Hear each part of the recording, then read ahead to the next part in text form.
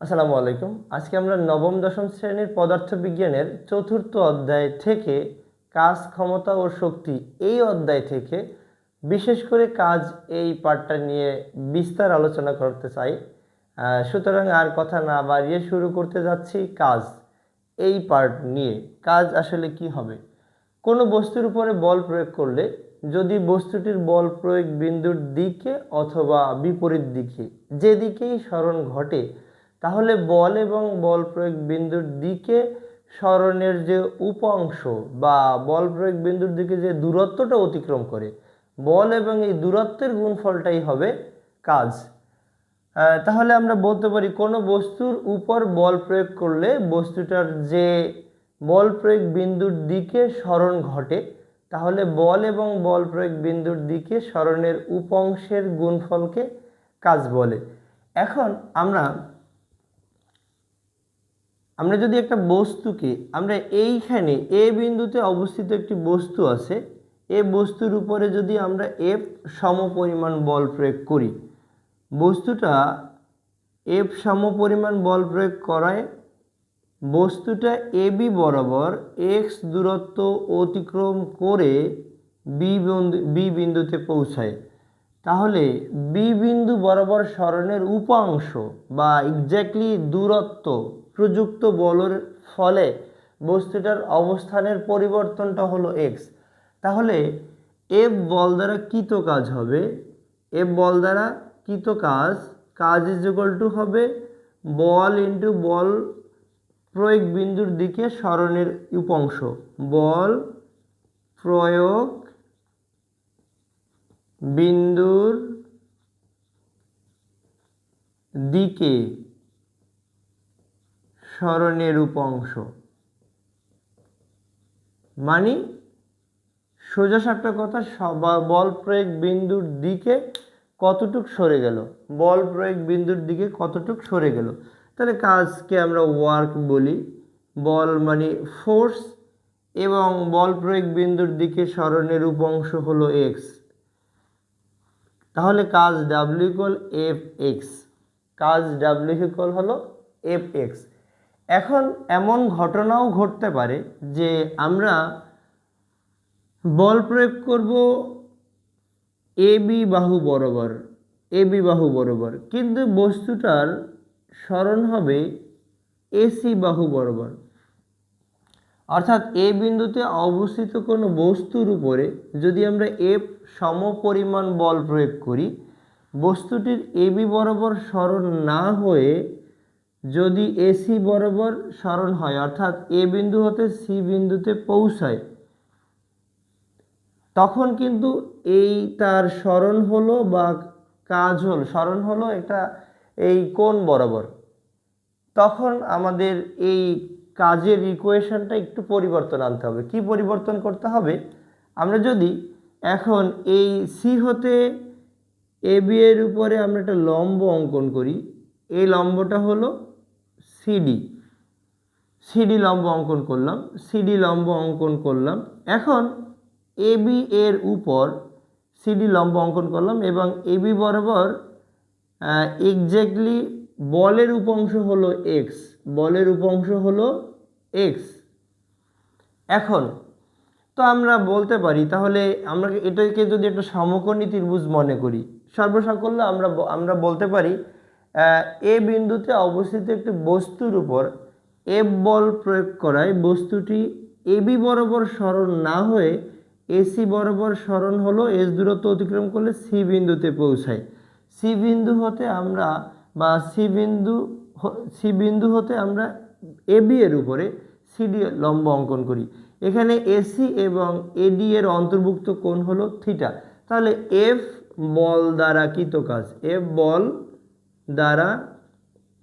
কৃত কাজ বা আমরা এটাকে কাজ বলতে পারি, কৃত কাজ বা সোজা সাপটা কথা কাজ ডাব্লিউ ইকুয়াল টু হবে এফ এক্স, এটা হবে। কিন্তু আমরা ত্রিভুজ এ বি সি একটি সমকোণী ত্রিভুজ চিন্তা করতে পারি, একটি সমকোণী ত্রিভুজ হতে আমরা চিন্তা করতে পারি যে কস থিটা সমান হলো ভূমি বাই অতিভুজ। ভূমি কোনটা? এডি। অতিভুজ কোনটা? এসি। তাহলে ভূমি এডি বাই হলো এসি। কস থিটা ইকুয়াল হবে এডি এর মান হলো এক্স, এসি এর মান হলো এস। তাহলে এটা হয় x equal S cos theta, x equal S cos theta. এখন ব্যাপারটা হলো আমরা যদি এখানে একটা সমীকরণ দিয়ে রাখি, দিতে পারি 1 নং সমীকরণে আমরা এক্স এর মান ব্যবহার করব। 1 নং হতে ডাব্লিউ ইকুয়াল হলো এফ আর এক্স এর মান হলো এস কস থিটা, তার মানে কাজ ইকুয়াল হলো এফ এস কস থিটা।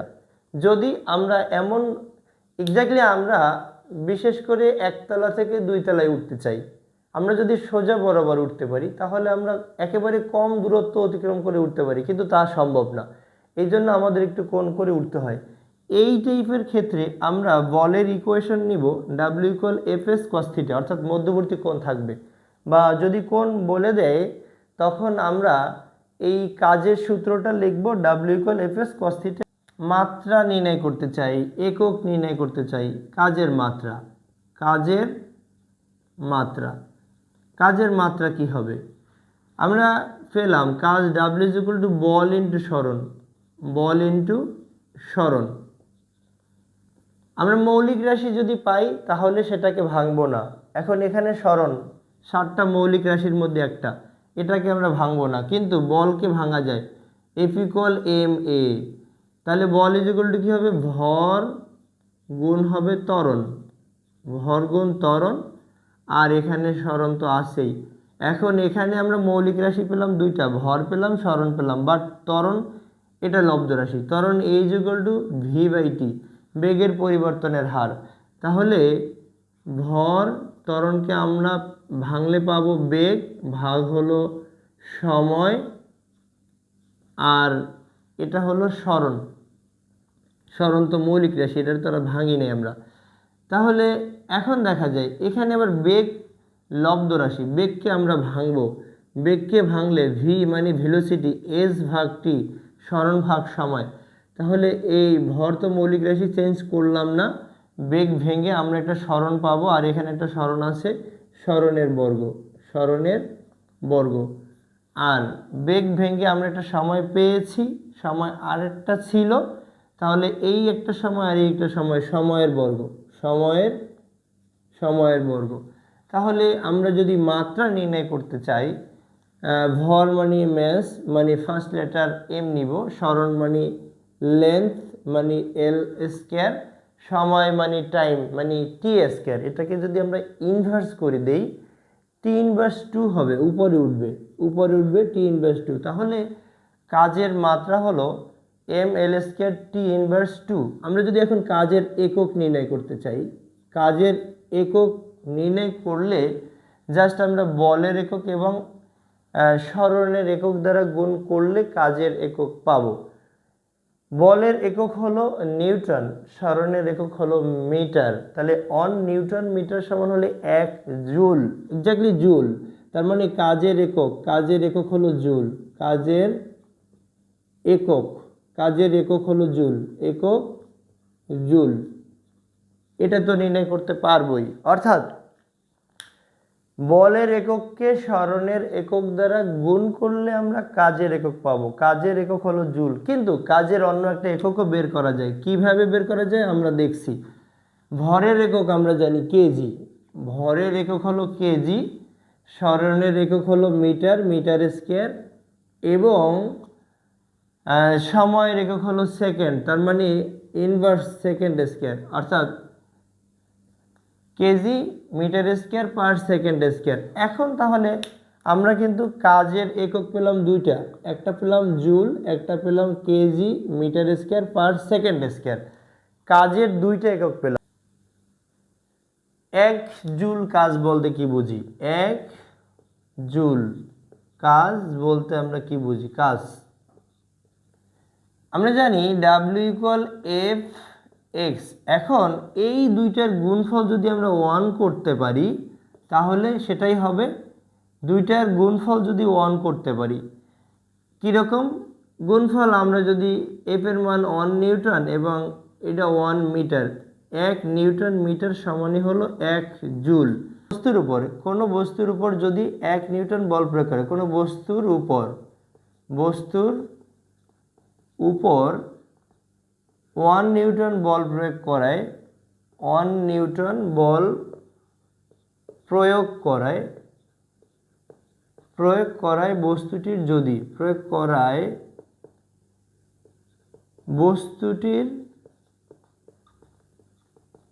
যদি 1 মিটার সরণ হয়, এটা বল প্রয়োগ বিন্দুর দিকেও হতে পারে, বিপরীত দিকেও হতে পারে, সরণ হয়, তবে সম্পন্ন কাজের পরিমাণ হবে 1 জুল। তবে সম্পূর্ণ কাজ বা কাজের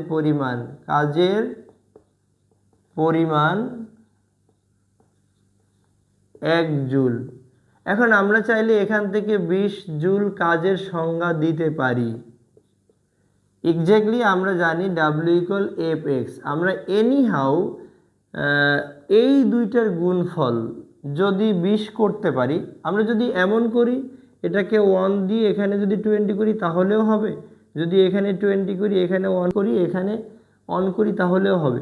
অর্থাৎ কোনো বস্তুর উপরে 1 নিউটন বল প্রয়োগ করলে যদি বস্তুটির বল প্রয়োগ বিন্দুর দিকে 20 মিটার সরণ ঘটে তবে সম্পন্ন কাজের পরিমাণ হবে 20 জুল। সহজ। অথবা কোনো বস্তুর উপর 20 নিউটন বল প্রয়োগ করার ফলে যদি বস্তুটির বল প্রয়োগ বিন্দুর দিকে 1 মিটার সরণ হয় তবে সম্পন্ন কাজের পরিমাণ হবে 20 জুল। আমরা মনে হয় বুঝতে পারছি। এবারে এমন ঘটনা ঘটতে পারে যে আমরা বল প্রয়োগ করলাম যেই দিকে, কিন্তু তার সরণ হলো তার উল্টা দিকে বা বিপরীত দিকে। আবার এমনও হতে পারে বল যেদিকে প্রয়োগ করলাম ন্যাচারালি সরণ ওই দিকেই হয়, কিন্তু বল প্রয়োগ বিন্দুর দিকেও সরণ হতে পারে, বল প্রয়োগ বিন্দুর বিপরীত দিকেও সরণ হতে পারে। তাহলে এখানে কথা থাকে বলের দ্বারা কাজ বা ধনাত্মক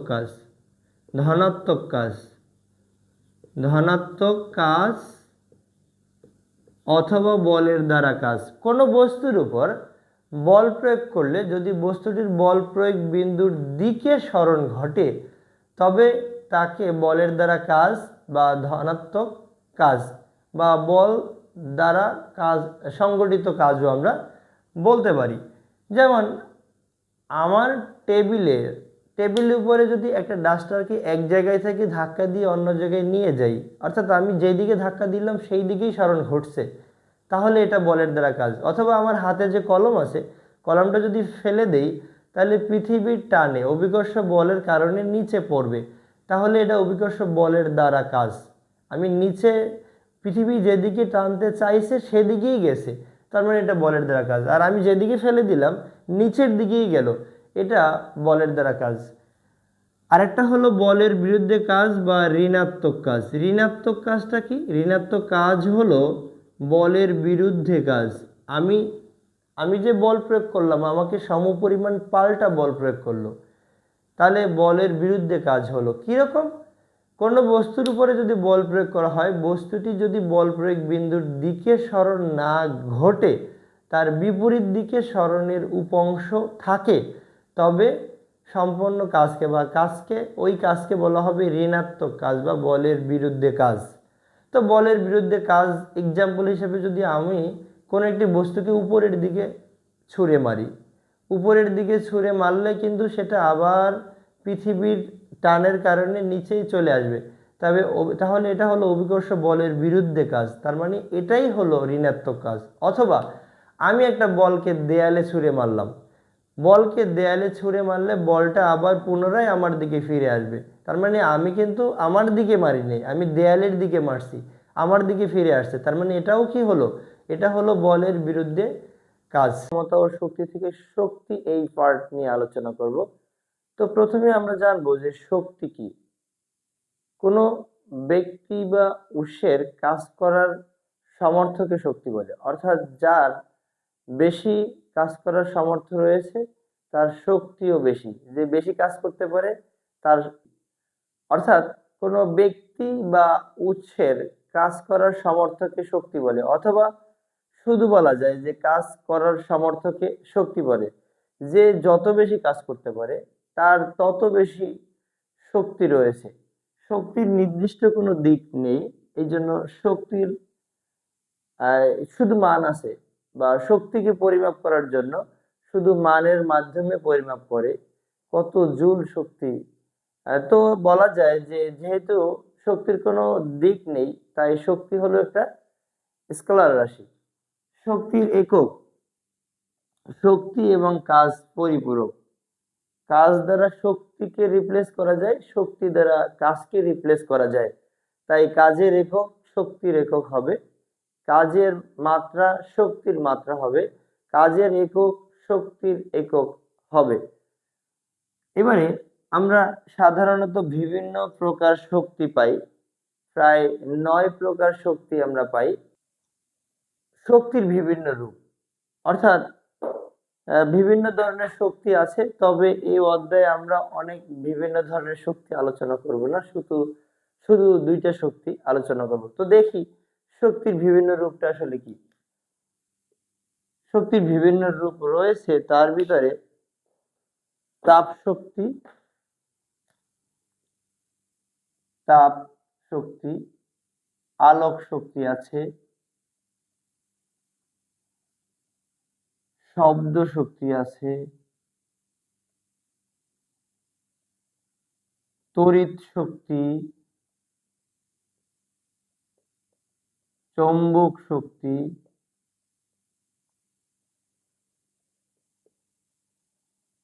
রাসায়নিক শক্তি,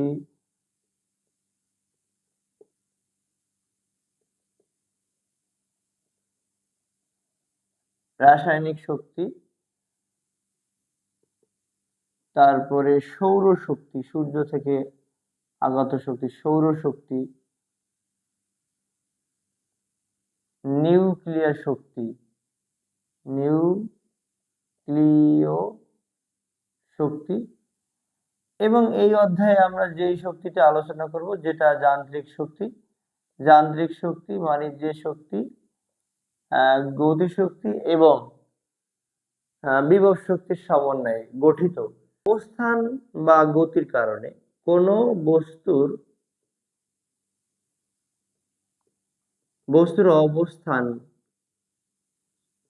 অবস্থান বা গতির কারণে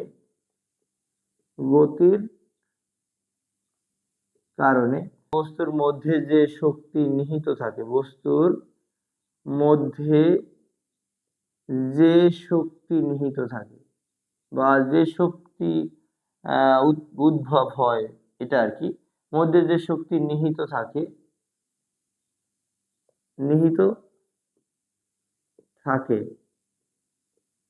তাকে যান্ত্রিক শক্তি বলে। যান্ত্রিক শক্তি বলে। অর্থাৎ বস্তুর যদি কোনো একটি বস্তুকে ভূপৃষ্ঠ থেকে 5 তলায় বা 10 তলায় উঠানো হয়, বস্তুর এই যে হাইটের কারণে বস্তুর মধ্যে একটা শক্তি থাকবে, সেটাকে আমরা বিভব শক্তি বলতে পারি। আবার যদি ওই 10 তলা বা 5 তলা থেকে বস্তুকে ছেড়ে দেই, তাহলে বস্তুটা কিন্তু গতিশীল হবে, তাহলে বস্তু অন্য একটা ধরনের শক্তি অর্থাৎ গতিশক্তি অর্জন করবে। তার মানে বলা যায় বস্তুর অবস্থান বা গতির কারণে বস্তুর মধ্যে যে শক্তি নিহিত থাকে তাকে বলা হয় যান্ত্রিক শক্তি। আজ আমরা মূলত এই যান্ত্রিক শক্তিটা নিয়ে বিস্তার আলোচনা করতে চাই। যান্ত্রিক শক্তি মূলত 2টা শক্তির সমষ্টি।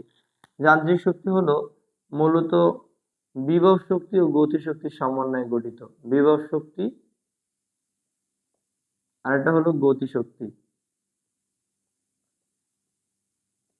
তো আমরা আজকে একটু দেখি গতি শক্তিটা কি। গতি শক্তি এবং এই পুরো পাঠটাই আমরা দেখতে চাই। গতিশক্তি হলো গতিশীল বস্তু তার গতিকে অক্ষুণ্ণ রাখার জন্য যে শক্তি বা সামর্থ্য অর্জন করে তাকে গতিশক্তি বলে। এখন একটা রিক্সা, রিক্সা, চলন্ত রিক্সা চলে যাচ্ছে, আমি যদি একটু ধরে রাখার চেষ্টা করি, কিন্তু আমি কিন্তু রাখতে পারবো না, সামনে যাবেই বা আমাকে নিয়ে যেতেও চেষ্টা করবে, তার মানে তার গতিকে তো কিন্তু ধরে রাখতে চাচ্ছে। এবারে যে আমার মানে ফ্যান চলে, ফ্যান যে আমি যদি সুইচ বন্ধ করে দেই, সাথে সাথে কিন্তু ফ্যান বন্ধ হয়ে যায় না, বেশ অনেক সময় পরে বন্ধ হয়ে যায়, তার মানে ফ্যানটা তার এই গতিকে ধরে রাখতে চায়। তার মানে গতিশীল বস্তু তার গতিকে ধরে রাখতে চাওয়ার জন্য বা গতিশীল রাখতে চাওয়ার জন্য যে সামর্থ্য লাভ করে বা কাজ করার যে সামর্থ্য লাভ করে, তাকে বলা হয় গতিশক্তি। গতিশক্তিকে সাধারণত বর্তমান বইয়ে, 9 10 এর বইয়ে টি মানে ইকে মানে এক্স্যাক্টলি টি দ্বারা প্রকাশ করা হয়েছে, এবং এর আগের এডিশনের বইয়ে ইকে ইকে দ্বারা প্রকাশ করা হয়েছে। ইকে মানে কাইনেটিক এনার্জি, এটার প্রপারলি একটা মিনিং রয়েছে, kinetic energy. Kinetic energy kinetic energy মানে হলো গতিশক্তি, তার মানে আমরা ইকে অথবা টি দুইটাই ইউজ করতে পারি। এখন আমরা একটু দেখবো যে আসলে গতিশক্তির সমীকরণটা কোথা থেকে আসে বা কোথা থেকে আসলো, আমরা কোথা থেকে পেলাম এই গতিশক্তির সমীকরণটা, এটা আমরা একটু দেখি। একটা বস্তুর উপরে যদি আমরা বল প্রয়োগ করি, বল প্রয়োগ করলে বস্তুটা বল প্রয়োগ বিন্দুর দিকে কিন্তু সরণ ঘটে। বস্তুর উপরে আমরা বল প্রয়োগ করলাম, বস্তুটা এই অবস্থানে আছে, বস্তুটার উপরে যদি আমরা এফ সম বল প্রয়োগ করি, তাহলে বস্তুটা কিন্তু এই এস দূরত্ব অতিক্রম করে বি অবস্থানে পৌঁছাবে। তাহলে বস্তুর যদি বল প্রয়োগ বিন্দুর দিকে সরণের উপাংশ থাকে, তাহলেই তো কাজ, তাহলে গতিশক্তি হবে, গতিশক্তিটা বলা যাবে, গতিশক্তি মানে ইকে অথবা টি যাই বলি না কেন, ইকে বা টি ইজ ইকুয়াল টু হবে কৃতকাজ বলতে পারি। কেন কৃতকাজ বলবো, আমরা জানি কোনো বস্তুর উপর বল প্রয়োগ করলে যদি বল প্রয়োগ বিন্দুর দিকে সরণের উপাংশ থাকে, তবে বল এবং বল প্রয়োগ বিন্দুর দিকে সরণের উপাংশের গুণফলকে কাজ বলে। তো এখানেও আমরা কিন্তু বল প্রয়োগ করলাম, বস্তুটা গতিশীল হলো, গতিশীল হয়ে এ বিন্দু থেকে বি বিন্দুতে পৌঁছালো, তার মানে কি গতিশক্তি ইকুয়াল আমরা কৃতকাজ বলতে পারি। কৃতকাজ আমরা জানি বা এর আগে আমরা বের করে আসছি, গতিশক্তি এই কৃতকাজের সমীকরণ হলো ডাব্লিউ ইকুয়াল এফ এস, এটা আমরা জানি। আমরা যেহেতু এখানে এ বিন্দু থেকে বি বিন্দুতে পৌঁছাবে, সরণের উপাংশ তো এস, তাহলে কাজ হলো ডাব্লিউ ইকুয়াল এফ এস। আমরা গতির, এবারে আমরা এই নিউটনের দ্বিতীয় সমীকরণ থেকে, দ্বিতীয় সমীকরণের গাণিতিক রূপ এফ ইকুয়াল আমরা জানি এম এ, তাহলে আমাদের সমীকরণের দ্বারাই ইকে বা T is equal to M A S. এবারে আমরা গতির চতুর্থ সমীকরণটা লিখবো, V square equal U square plus হলো 2as। মুক্তভাবে যদি বস্তুটা স্থির অবস্থান থেকে যাত্রা শুরু করে, তাহলে কিন্তু আদিবেগ থাকবে না, তাহলে এখানে ভি স্কয়ার ইকুয়াল হবে 2as। এবারে আমরা যদি 2as ইকুয়াল ভি স্কয়ার লিখি, তাহলে as ইকুয়াল হবে ভি স্কয়ার ভাগ হলো 2। আমরা এইখানে as এর মানটা বসাই দিব, তাহলে যেটা হয় কে ইকুয়াল আমরা বলতে পারি যে m into V square by 2। তাহলে কি হলো, এটাকে হাফ, এটাকে আমরা সাইডে সরিয়েও লিখতে পারি, half into M V square. তার মানে গতিশক্তি কে অথবা টি, গতিশক্তি কে অথবা T is equal to half M V square. এখানে আমাদের একটা কোশ্চেন আসে, শর্ট কোশ্চেন আমরা পাই যে গতিশক্তি ঋণাত্মক হয় না কেন, বা গতিশক্তি আহ যে গতিশক্তি সর্বদাই পজিটিভ বা ধনাত্মক, এটা যুক্তি দাও। এখন আমরা যদি একটু খেয়াল করি, বস্তুর ভর তো নেগেটিভ হওয়ার কোনো প্রশ্নই আসে না, বস্তুর ভর তো পজিটিভ, বস্তুর ভর নেগেটিভ, ভর তো আছে, নেগেটিভ তো হতে পারে না। এবারে বস্তুর বেগ, বস্তুর বেগ নেগেটিভ যদি হয়, ধরে নিলাম বস্তুর বেগ হলো 2 মিটার/সেকেন্ড পজিটিভ, তার মানে 2 এর বর্গ তো +4 হবে। আর যদি আমরা -2 মিটার/সেকেন্ড বলি, তাহলে -2 এর বর্গ কিন্তু +4 মিটার/সেকেন্ড, বর্গ করলে এটা প্লাস হয়ে যাবে।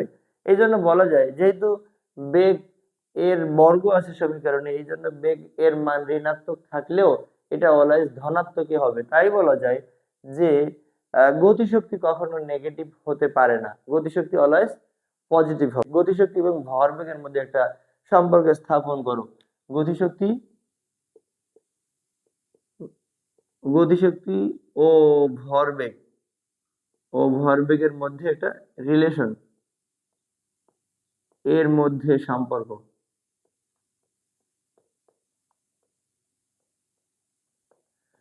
অর্থাৎ আমরা দেখাতে চাই ই কে সমান হলো পি স্কয়ার বাই ট্রয় জেম, এই ইকুয়েশনটা আমরা দেখাতে চাই। এটা হলো গতিশক্তি এবং ভরবেগ, পি মানে মোমেন্টাম বা ভরবেগ, ভরবেগের গুণফল ভরবেগ। তাহলে ই কে ইজ ইকুয়াল টু হবে পি স্কয়ার বাই হলো ট্রয় জেম। তো আমরা এখন গতিশক্তির ইকুয়েশনটা বের করলাম। ই কে ইকুয়াল আমরা করলাম হাফ এম ভি স্কয়ার। আমরা জানি ভরবেগ পি ইকুয়াল হলো এম ভি। তো উপরের সমীকরণে কিন্তু একটা এম আছে আর ভি এর বর্গ আছে, তাহলে দুইটা কিন্তু পাওয়ারটা কিন্তু সমহারে নাই, এম স্কয়ার থাকতো অথবা শুধু ভি থাকতো, সেরকমটা নাই। তাহলে আমরা একটা কাজ করতে পারি, যদি লবে একটা এম দ্বারা গুণ করি, আমরা জানি ভগ্নাংশের লব এবং হরে একই সংখ্যা দ্বারা গুণ বা ভাগ করলে ওই ভগ্নাংশের কোনো পরিবর্তন হয় না।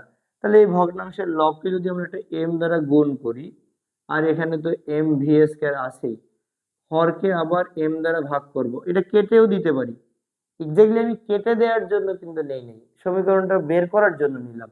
তাহলে উপরে কিন্তু হয় এম স্কয়ার ভি স্কয়ার আর নিচে হয় টুয়াইজ এম। এবারে আমরা জানি পি ইকুয়াল এম ভি, উপরেরটাকে যদি আমরা এম ভি হোল স্কয়ার করে লিখি আর নিচে হলো টুয়াইজ এম। তো ফাইনালি এই ইকুয়েশনটা আমরা পাই পি স্কয়ার বাই হলো টুয়াইজ এম, মানে ই কে অথবা টি ইকুয়াল হবে পি স্কয়ার বাই হলো টুয়াইজ এম।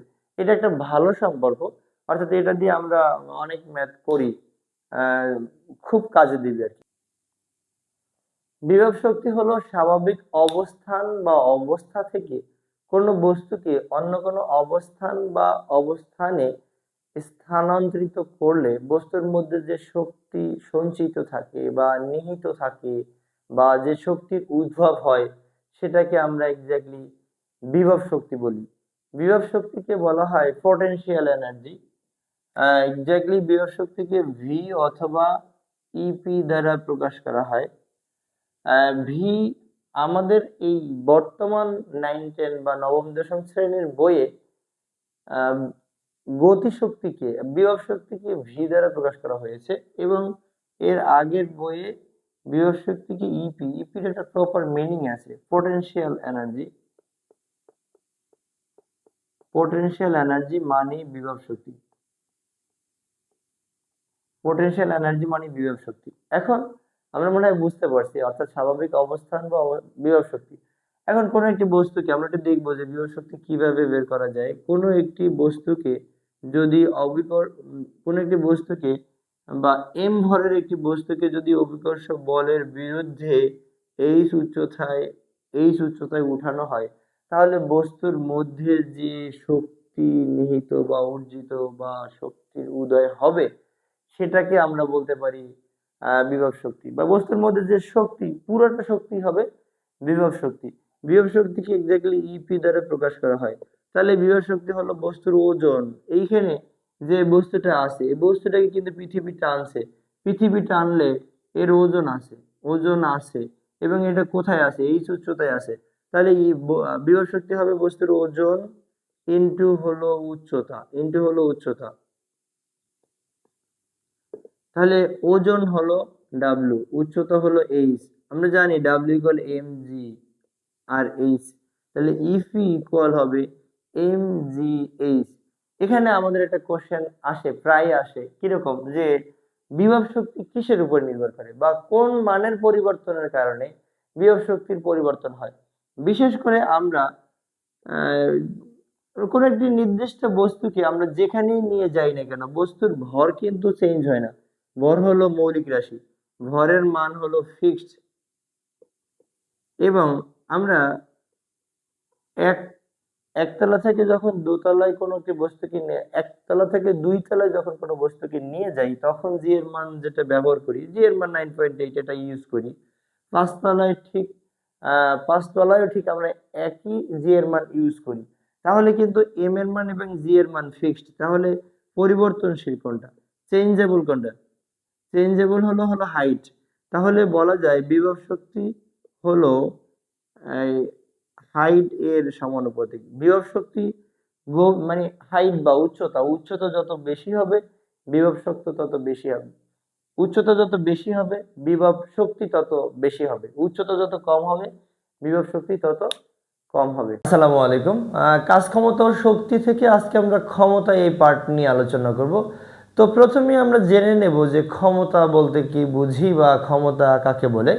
কাজ সম্পাদনকারী কোনো ব্যক্তি বা উৎস একক সময়ে যে পরিমাণে কাজ করতে পারে তাকে ক্ষমতা বলে, অথবা কাজ সম্পাদনকারী কোনো ব্যক্তি বা উৎসের কাজ করার হারকে ক্ষমতা বলে। যদি কোনো ব্যক্তি বা উৎস মানে কাজ সম্পাদনকারী কোনো ব্যক্তি বা উৎস কাজ সম্পাদনকারী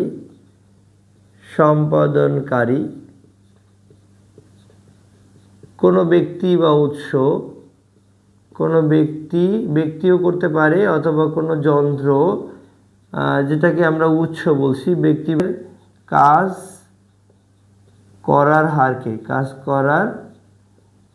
হারকে ক্ষমতা বলে। অর্থাৎ কোনো ব্যক্তি বা উৎস একই সময় যে পরিমাণে কাজ করতে পারে তাকে ক্ষমতা বলে। ক্ষমতাকে পি দ্বারা প্রকাশ করা হয়। ক্ষমতা মানে পাওয়ার।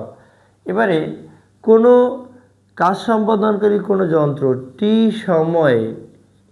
সময়ে যদি এই ডাব্লু পরিমাণ কাজ করতে পারে তবে ক্ষমতা পি ইকুয়াল টু হবে ডাব্লু বাই টি। এখন ক্ষমতার শুধু মান আছে, ক্ষমতাকে প্রকাশ করার জন্য শুধু মানের প্রয়োজন হয়, তাই ক্ষমতা হলো একটা স্কেলার রাশি। কাজ সম্পাদনকারী কোনো ব্যক্তি বা উৎস যদি টি সময়ে যদি ডাব্লু পরিমাণে কাজ সম্পাদন করে তাহলে ক্ষমতা পি ইকুয়াল আমরা বলতে পারি ডাব্লু বাই টি। এখন আমরা এই ক্ষমতার একক নির্ণয় করতে পারি। ক্ষমতা আসলে কি? ক্ষমতার কোনো দিক নেই, ক্ষমতার শুধু মান আছে। আমরা জানি যে রাশিকে প্রকাশ করার জন্য শুধু মানের প্রয়োজন হয় কিন্তু দিকের প্রয়োজন হয় না, তাকে বলা হয় স্কেলার রাশি। তাহলে ক্ষমতা একটি স্কেলার রাশি। ক্ষমতার আমরা যদি মাত্রা ও একক নির্ণয় করতে চাই, আমরা এই ক্ষমতা সমান জানি কাজ ভাগ হলো সময়। আমরা যদি মৌলিক রাশি পাই তাকে আর ভাঙবো না, এখানে সময় মৌলিক রাশি কিন্তু কাজ হলো মানে লব্ধ রাশি বা যৌগিক রাশি। কাজকে আমরা যদি ভাঙি তাহলে আমরা পাবো কাজ equal to W equal to F S. তার মানে বল ইন্টু হলো সরণ, আর নিচে আমাদের একটা সময় আছে। এবারে আমরা যদি এই বলকে ভাঙি, আমরা জানি বল এফ ইকুয়াল টু এম এ, তাহলে বল সমান হলো ভর ইন্টু হলো ত্বরণ, আর এখানে আমাদের একটা সরণ আছে, নিচে আমাদের একটা সময় আছে। এইবারে আমরা যদি এই ত্বরণকে ভাঙি, আমরা ভর মৌলিক রাশি পেলাম, সরণ মৌলিক রাশি পেলাম, সময় মৌলিক রাশি পেলাম। এবারে আমরা লব্ধ রাশি বা যৌগিক রাশি জানি। এখানে ত্বরণকে ভাঙবো। ত্বরণ সমান হচ্ছে বেগ ভাগ সময়। তার মানে ত্বরণ ভেঙে একটা সময় পাবো, আর একটা সময় ছিল, তার মানে সময়ের বর্গ, আর এখানে হবে সরণ। এবারে আমরা যদি বেগকে আবার ভাঙি, বেগ ভি ইকুয়াল টু এস ভাগ টি, সরণ ভাগ সময়। তাহলে এটা হলো ভর। সরণ আমরা বেগ ভেঙে একটা পেলাম, আর একটা সরণ ছিল, তাহলে সরণের বর্গ ভাগ হলো সময়, মানে সময়ের, তাহলে সময়ের ঘন হবে। আমরা যদি মাত্রা নির্ণয় করতে চাই তাহলে ভরের মাত্রা হলো ম্যাস এম, সরণের মাত্রা হলো লেন্থ মানে এল, এল স্কয়ার, সময়ের মাত্রা হলো করতে বললাম টি ইনভার্স 3। এখন আমরা যদি ক্ষমতার একক নির্ণয় করতে চাই, ক্ষমতার একক হলো, যদি আমরা কাজের একককে ক্ষমতার একক দ্বারা ভাগ করি, ক্ষমতার মাত্রা, তো আমরা বের করলাম ক্ষমতার একক, ক্ষমতার এক্স্যাক্টলি ক্ষমতা P = W/T। যদি কাজের একককে সময়ের একক দ্বারা ভাগ করি তাহলে আমরা ক্ষমতার একক পেয়ে যাই কাজের একক। এখানে কাজের একক জুল, আমরা যদি এখানে ধরি W = 1 জুল এবং সময় = 1 সেকেন্ড, তাহলে 1 জুল পার সেকেন্ড, এটা উপরে যদি উঠাই নিই তাহলে 1 জুল পার সেকেন্ড হলো 1 ওয়াট। তার মানে ক্ষমতার একক হলো ওয়াট। তো আমরা এখান থেকে যদি 1 ওয়াট এর, আমরা যদি এটাকে একটা সংজ্ঞায়িত করতে চাই, 1 ওয়াটের সংজ্ঞা, 1 সেকেন্ডে 1 জুল কাজ করা বা শক্তি রূপান্তরের হারকে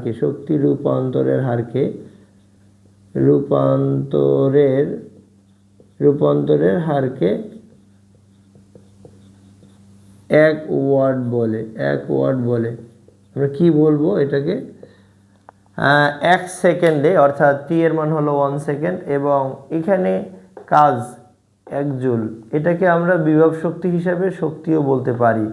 1 সেকেন্ডে 1 জুল কাজ বা শক্তি রূপান্তরের হারকে 1 ওয়াট বলে। আমরা চাইলে এখান থেকে 10 ওয়াট 10W এটাও বলতে পারি। এটা বলতে কি বুঝি, যদি আমরা এইখানে রেজাল্টটা P = যদি আমরা যে কোনোভাবে W/T এই মানটা যদি আমরা এখানে উপরে যদি 10 দেই, 10 জুল, আর এখানে যদি 1 সেকেন্ড দেই, তাহলেই তো হলো এখানে 10 joule per second, 10 joule per second মানে 10 ওয়াট। আমরা এখন এখান থেকে বলতে পারি যে 1 সেকেন্ডে যদি 10 জুল কাজ করা বা শক্তি রূপান্তরের হার, অর্থাৎ 1 সেকেন্ডে যদি 10 জুল কাজ করতে পারে বা রূপান্তর করতে পারে, তবে সম্পূর্ণ এই পরিমাণটাকে বা রূপান্তরের হারকে বলা হবে যে 10 ওয়াট, এক্স্যাক্টলি 10 ওয়াট বলা হবে। এক্স্যাক্টলি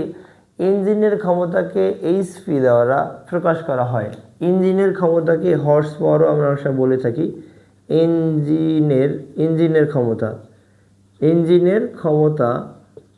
ক্ষমতাকে সাধারণত আমরা HP হিসাবে কাউন্ট করি, হিসাবে ধরা হয়। 1 হর্স পাওয়ার, HP মানে হর্স পাওয়ার মানে অশ্ব ক্ষমতা, এটাকে বাংলায় বলা হয় অশ্ব ক্ষমতা। সাধারণত তড়িৎ মোটর বা বিভিন্ন যে যন্ত্র তা এই HP এককে লেখা হয়। 1 অশ্ব ক্ষমতা সমান হলো 746 ওয়াট, আমরা এটা জেনে নেব। অর্থাৎ 1 HP সমান হলো 746 ওয়াট। এখন ক্ষমতার একক, সাধারণত তড়িৎ যন্ত্রগুলো অনেক বেশি ক্ষমতা সম্পন্ন হয়ে থাকে, এই জন্য এটাকে মেগাওয়াট বা কিলোওয়াটে হিসাব করা হয়। তো 1 কিলোওয়াট ঘন্টা কাকে বলে আমরা এটা দেখব। 1 কিলোওয়াট ঘন্টা, 1 কিলোওয়াট ঘন্টা, 1 কিলোওয়াট ক্ষমতা সম্পন্ন কোনো যন্ত্র, 1 কিলোওয়াট ক্ষমতা সম্পন্ন কোনো যন্ত্র, ক্ষমতা সম্পন্ন কোনো যন্ত্র 1 1 কিলোওয়াট ক্ষমতা সম্পন্ন কোনো যন্ত্র 1 ঘন্টা কাজ করলে 1 ঘন্টা কাজ করলে যে শক্তি ব্যয় হয়, যে শক্তি ব্যয় হয় তাকে 1 কিলোওয়াট 1 কিলোওয়াট ঘন্টা 1 কিলোওয়াট ঘন্টা বলে। এখন 1 কিলোওয়াট ঘন্টা বলতে আমরা কি বুঝি? এটাকে আমরা সাধারণত এই মানটা সমান কত সমপরিমাণ? 1 কিলোওয়াট, কিলোওয়াট মানে 1000 মানে জুল পার সেকেন্ড আমরা বলতে পারি। অর্থাৎ আমরা জানি 1 ওয়াট সমান হলো 1 জুল পার সেকেন্ড। তাহলে 1000 ওয়াট সমান 1000 জুল পার সেকেন্ড। এবং এখানে আওয়ার মানে ঘন্টা, ঘন্টাকে যদি আমরা সেকেন্ডে নেই 3600 সেকেন্ড হবে, 3600 সেকেন্ড, 3600। এখন এটাকে যদি আমরা সায়েন্টিফিক পদ্ধতিতে নেই, এইটা সেকেন্ড হবে, এই সেকেন্ড বাদ দিব, তাহলে এখানে 2টা শূন্য আর এখানে 3টে শূন্য, 5টা শূন্য, আরও একটা ঘর যদি ছেড়ে দিই 3.6 × 10⁶ হবে এত জুল। অর্থাৎ 1 কিলোওয়াট আওয়ার সমান লেখা যায় 3.6 × 10⁶ জুল। এটা আমাদের অনেক সময় আসে, আমাদের করতে হয়।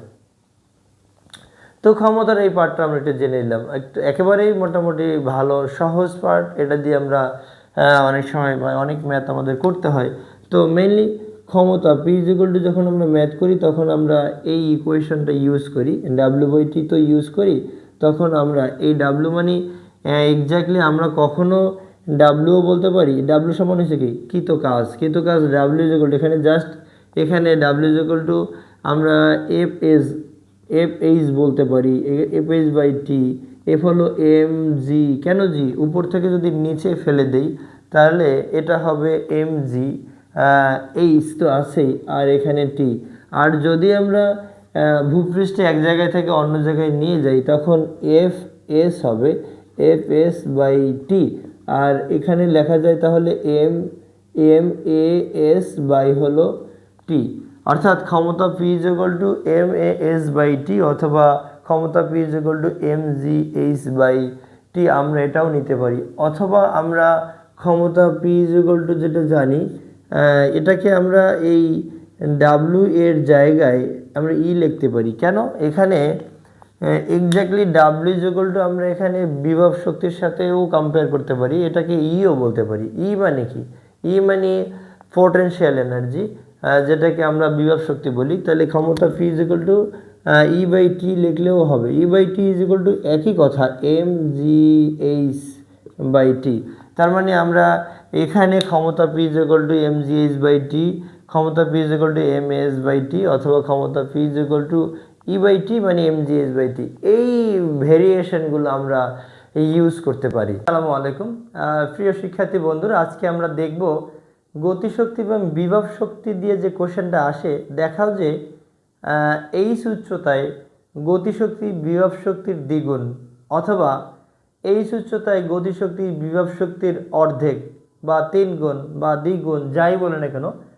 সাধারণত এই টাইপের কোশ্চেনে আমাদের একটা হাইট দেয়া থাকে এবং বলা থাকে না যে কত উচ্চতায় থাকবে, এটা মানে কত উচ্চতায় গতিশক্তি বিভব শক্তির দ্বিগুণ বা 3 গুণ বা অর্ধেক হবে, আমাদের সেটা বের করতে হয়। তো আমরা একটা কিছু ধরে নেই, যে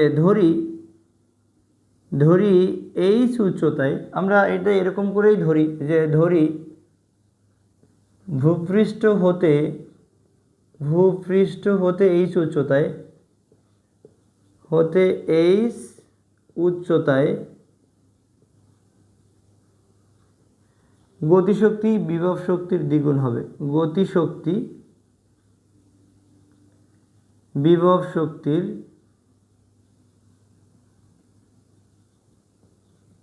শক্তির দ্বিগুণ হবে।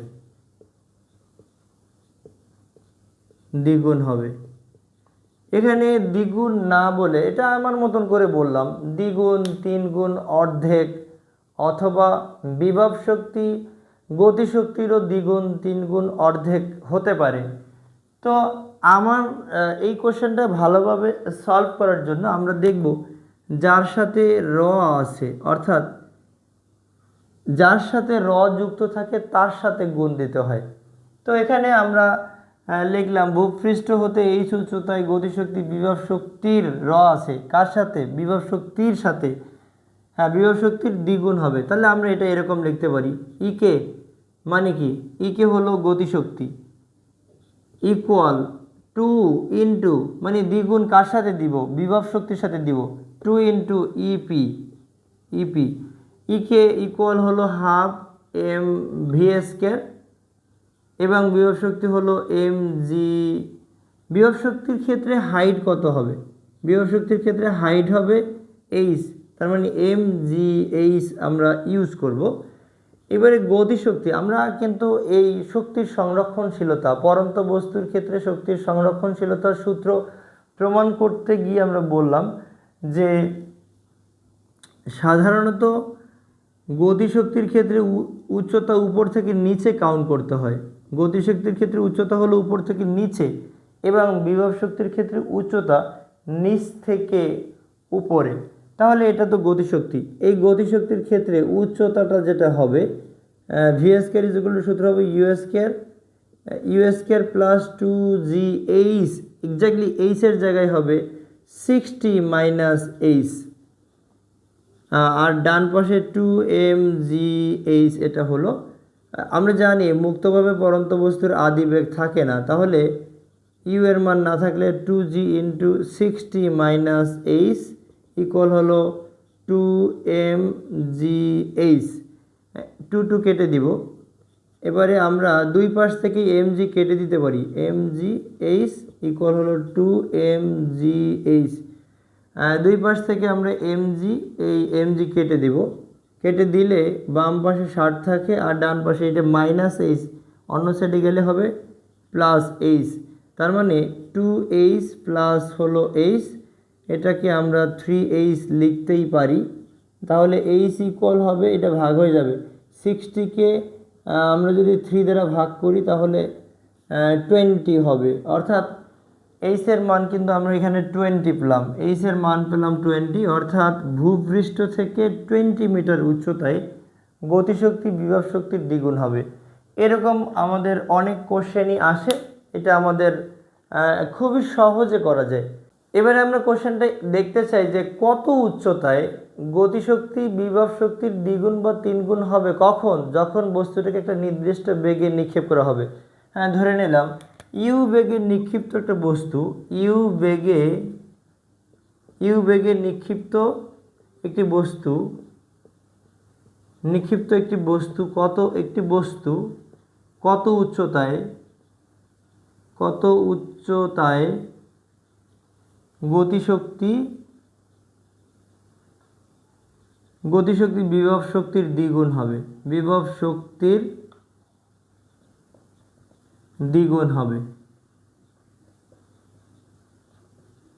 দ্বিগুণ হবে, তিনগুণ হবে, এরকম হতেই পারে। আমরা কিন্তু এক্স্যাক্টলি এখানে হাইট জানি না, তো আমরা এখানে একইভাবে ধরে নেব, ধরি এইচ উচ্চতায়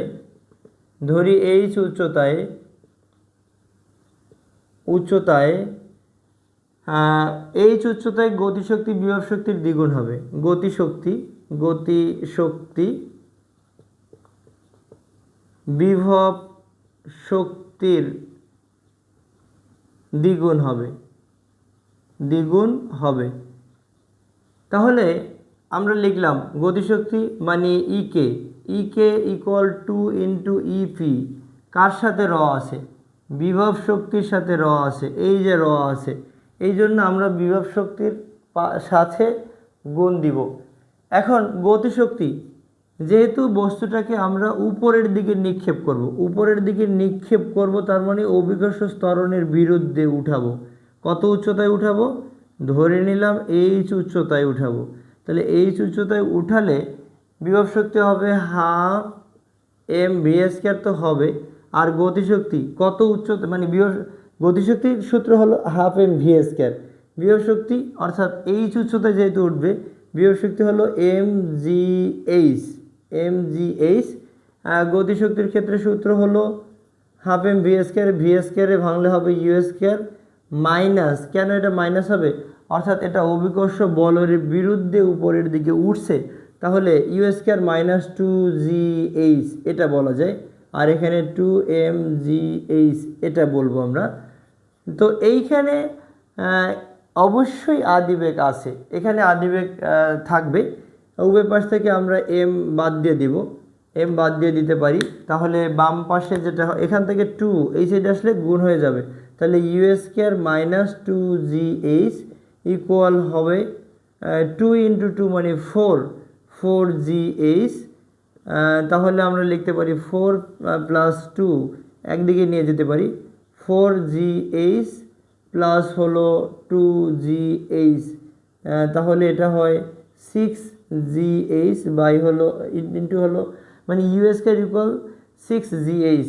তো ফাইনালি এইচ ইকুয়াল লেখা যায় U square by six G. তো আমরা এভাবে যদি করি, অর্থাৎ কত উচ্চতায় বা ইউ নির্দিষ্ট একটা বেগে নিক্ষিপ্ত একটি বস্তু কত উচ্চতায় বিভব শক্তি গতিশক্তির দ্বিগুণ হবে বা অর্ধেক হবে বা তিন গুণ হবে, কত উচ্চতায় বস্তুটা উঠবে সেটা কিন্তু আমরা জানি না, এই জন্য আমরা ধরে নিলাম বস্তুটা এইচ উচ্চতায় উঠবে, তাহলে এই উচ্চতায় বস্তুটার বিভব শক্তি গতিশক্তির, আমরা কি বললাম গতিশক্তি বলছি, এক্স্যাক্টলি গতিশক্তি বিভব শক্তির দ্বিগুণ হবে। তা আমরা লিখে নিলাম ইকে ইকুয়াল টু ইপি, গতিশক্তির সমীকরণ লিখলাম, বিভব শক্তি এমজিএইচ, কেন এমজিএইচ হবে, অর্থাৎ সর্বোচ্চ এইচ উচ্চতাটাই উঠবে।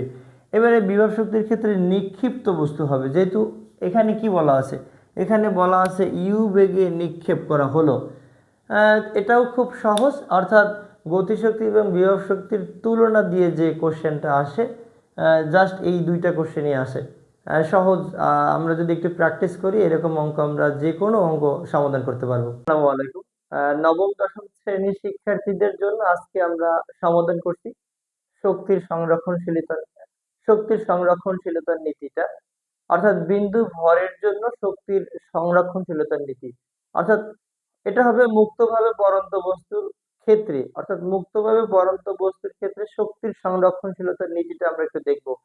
আমরা শক্তির সংরক্ষণশীলতাটা জানি, অর্থাৎ শক্তি হলো অবিনাশ্য, শক্তির সৃষ্টি বা বিনাশ নেই, কিন্তু শক্তি কেবল এক রূপ থেকে অন্য রূপে রূপান্তরিত হতে পারে।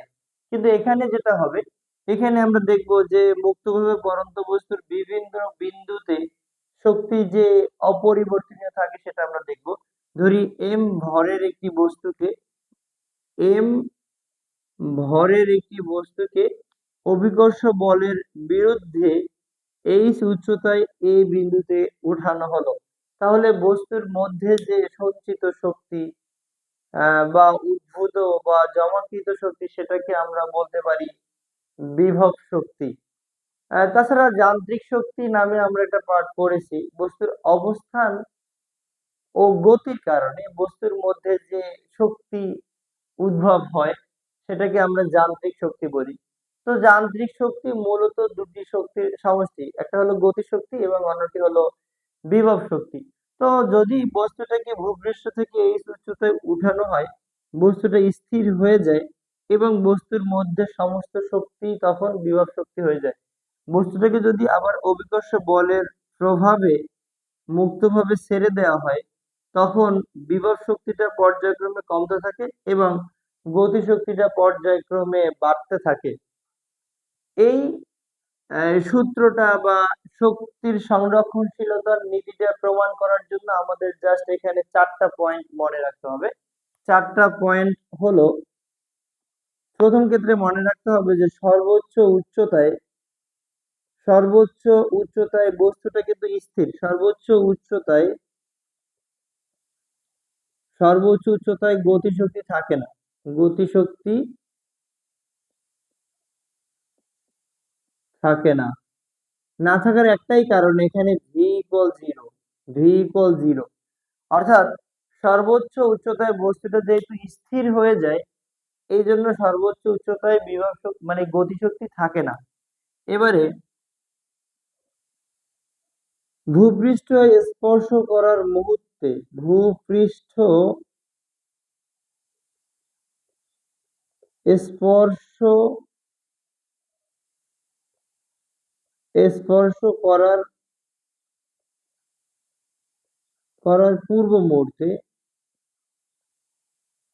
পূর্বে বিভব শক্তি থাকে না। বিভব শক্তি থাকে না তাহলে কি হয়? সর্বোচ্চ উচ্চতায় যদি গতিশক্তি না থাকে না, তাহলে বিভব শক্তি সর্বোচ্চ। এটা যেহেতু যান্ত্রিক শক্তি মানে দুইটা শক্তির সমষ্টি, একটা যদি জিরো হয় অন্যটা একদম ম্যাক্সিমাম সর্বোচ্চটা হবে। তাই ভূপৃষ্ঠ স্পর্শ করার পূর্বে বিভব শক্তি থাকে না, তার মানে গতিশক্তি থাকে।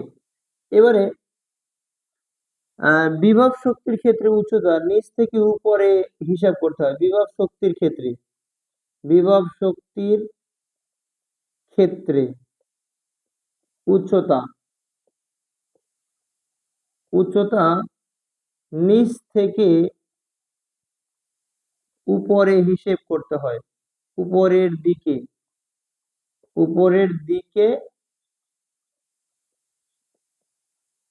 হিসেব করতে হয় বা হিসেব করা হয়। এবারে গতিশক্তির ক্ষেত্রে বস্তুটা উপর থেকে ছেড়ে দিলেই কেবলমাত্র গতিশীল হয়, এজন্য বলা যায় গতিশক্তির ক্ষেত্রে উচ্চতা উপর থেকে নিচ উপর থেকে নিচ দিকে হিসেব করা হয়। এইখানে যে এই 4টা পয়েন্ট ভালো করে মনে রাখতে পারবে, আমার বিশ্বাস যে এই মুক্তভাবে পড়ন্ত বস্তুর ক্ষেত্রে শক্তির সংরক্ষণশীলতা সে কখনোই ভুল করবে না। এবারে তো আমরা এই বিন্দুতে মোট শক্তি বা যান্ত্রিক শক্তি আমরা ই বলতে পারি। ই ইকুয়াল হবে কে প্লাস হলো ইপি। আর জাস্ট এই বর্তমান বইয়ে নবম দশম শ্রেণীর পদার্থবিজ্ঞান বইয়ে গতিশক্তিকে টি দ্বারা প্রকাশ করা হয়েছে এবং বিভব শক্তিকে ভি দ্বারা প্রকাশ করা হয়েছে। আমি জাস্ট কে মানে কাইনেটিক এনার্জি এবং বিভব শক্তি মানে পটেনশিয়াল এনার্জি, এটা দ্বারা প্রকাশ করলাম, কোনো সমস্যা নেই, একই জিনিস। তো আমরা কিন্তু গতিশক্তির সমীকরণ প্রতিপাদন করে আসছি। K equal half M V square এবং বিভব শক্তি বিন্দুটার নিচ থেকে সর্বোচ্চ উচ্চতায়, বিন্দুটা আর কি এক্স্যাক্টলি এইচ উচ্চতায়। এখানে যেহেতু সর্বোচ্চ উচ্চতায় বস্তুটা স্থির, ভি ইকুয়াল টু যেহেতু 0, তাই 0 ইন্টু সামথিং, এখানে 0 ইন্টু সামথিং যাই ব্যবহার করি না কেন তাহলে এটা কিন্তু 0ই হবে। তার মানে এ বিন্দুতে মোট শক্তি ই অফ এ মানে ই টোটাল, এটাও বলতে পারি যে দুইটা শক্তির সমষ্টি, অথবা আমরা এটাকে এ বিন্দুতে যান্ত্রিক শক্তি বলতে পারি। তাহলে যান্ত্রিক শক্তি হবে এম জি এইচ। এখন বস্তুটাকে যখন এই সর্বোচ্চ উচ্চতা বা এ বিন্দু থেকে ছেড়ে দেওয়া হবে তখন কিন্তু বস্তুটা গতিশীল হবে। গতিশীল বস্তু তার গতির জন্য যে শক্তি অর্জন করে সেটা গতিশক্তি, তার মানে গতিশীল আছে। এবারে যেহেতু বস্তুটা ভূপৃষ্ঠেও নাই, একটু উপরে আছে, তাহলে বস্তুটার কিন্তু বিভব শক্তিও আছে। তাহলে বি বিন্দুতে বি বি বিন্দুতে মোট শক্তি মোট শক্তি আমরা বলতে পারি বা যান্ত্রিক শক্তি, যেটাকে আমরা ইবি বললাম। ইবি মানে কে প্লাস হলো ইপি। কে ইকুয়াল হবে হাফ এম ভি স্কয়ার এবং ইপি ইকুয়াল টু হবে M G H. Exactly H কি হবে?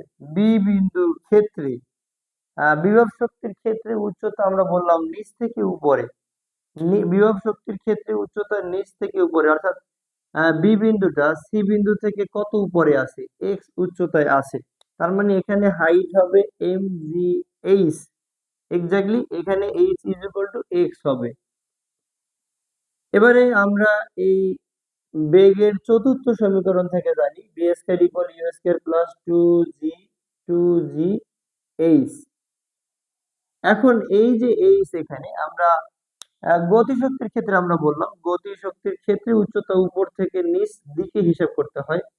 বি বিন্দুটা এ বিন্দু থেকে কত নিচে আছে, এইচ মাইনাস এক্স মিটার দূরে আছে।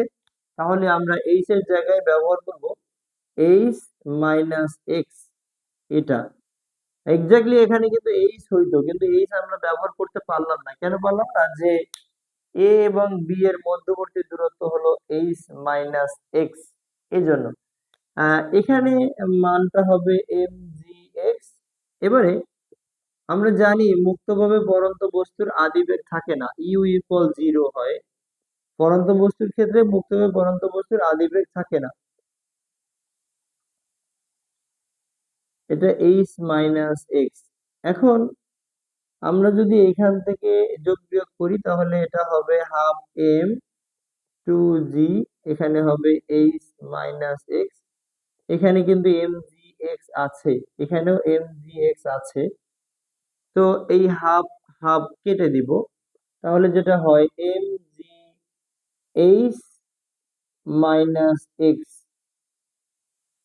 আর এখানে এম জি এক্স। তো আমরা যদি গুণ করে লিখি এম জি এইচ মাইনাস হলো এম জি এক্স প্লাস হলো M G X, M G X M G X কেটে দেব, তাহলে এখানেও কিন্তু হয় এম জি এইচ। আমরা এ বিন্দুতে দেখালাম যে মোট শক্তি বা যান্ত্রিক শক্তি হলো এম জি এইচ। বি বিন্দুতে আমরা দেখাতে পারলাম যে যান্ত্রিক শক্তি বা দুইটা শক্তির সমষ্টি এম জি এইচ। এবারে আমরা দেখব যে সি বিন্দুতে সি বিন্দুতে মোট শক্তি কি হয়। ইসি ইজ ইকুয়াল টু আমরা বলতে পারি ই কে প্লাস হলো ইপি।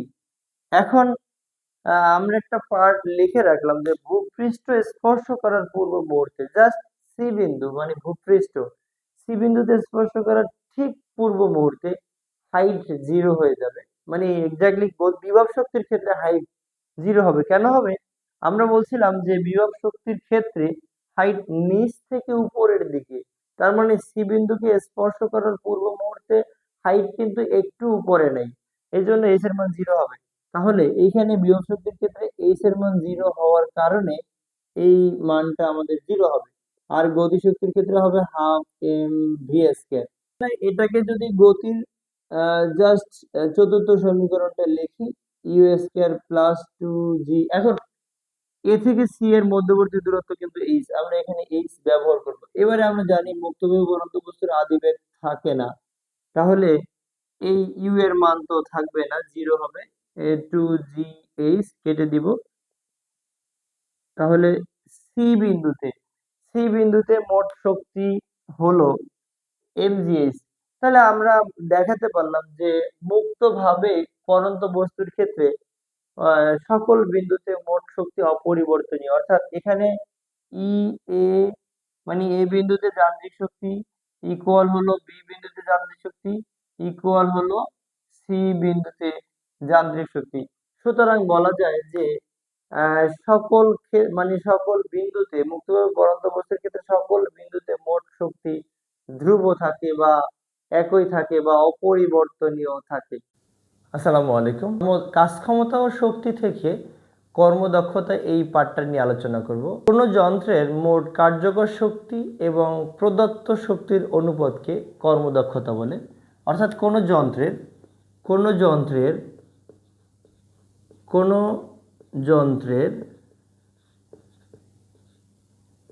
মোট কার্যকর শক্তি ও মোট প্রদত্ত শক্তির অনুপাতকে মোট কার্যকর শক্তি